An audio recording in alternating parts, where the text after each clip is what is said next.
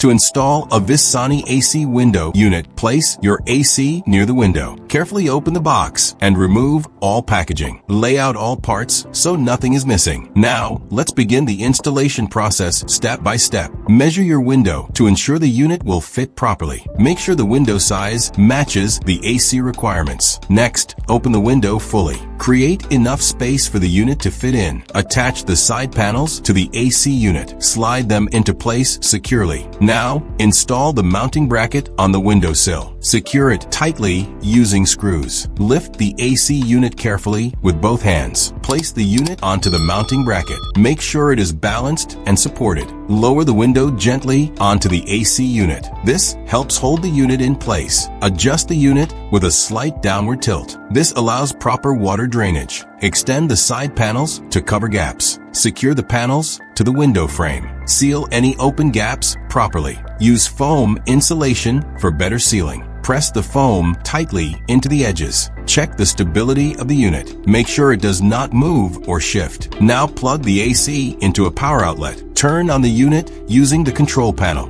Adjust the temperature to your preference. Enjoy cool and comfortable air in your room.